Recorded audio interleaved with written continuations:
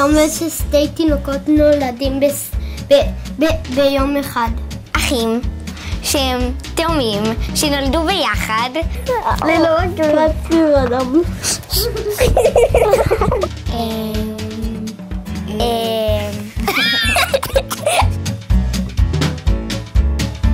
אנחנו תאומות זהות, ומה שאנחנו שונות זה בשיער, בפרצוף, שגם על החיים שהוא יותר עגולות וגם בפרצוף עצמו ושאופי כמו אליפסה.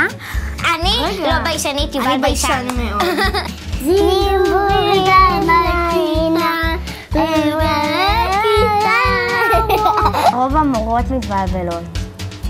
כל רגע כותבים לי, למשל מי שמתנהגת יפה, הם תמיד אומרים אופק, אופק, תמיד.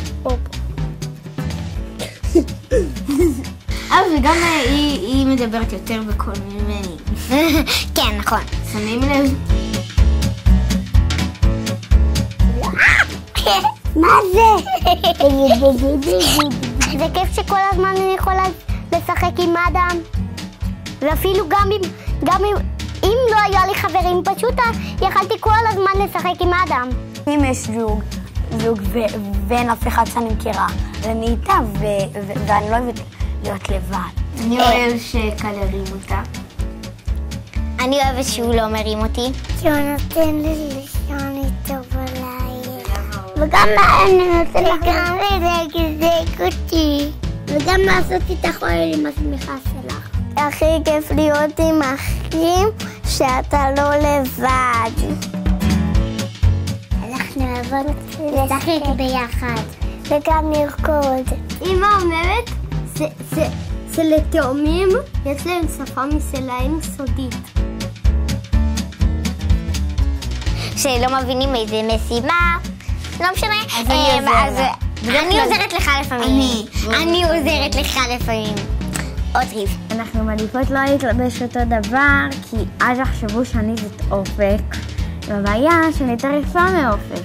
אבל גני שנכון, מה שלובשת. אני נהנה בלי החיות. אני נהנית עם אדם. עם אדם. שולב לעולם, ברוגז הפעם. לא משלימים, פשוט זה קורה. זה קורה אחרי נפרדים כזה לכמה זמן, ואז באים ואתה שוכח מזה. אני לא יודע מה תאומים אחרים או מה קורה לתאומים אחרים, אבל זה לא קורה לנו. וזה לא יקרה. נכון.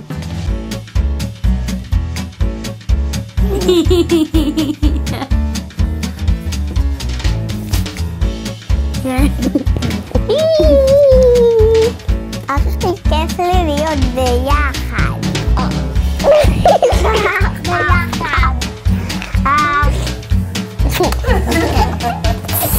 תתגעגעי אבל לאדם? חושבת? לא, אנחנו תמיד נהיה ביחד. נכון.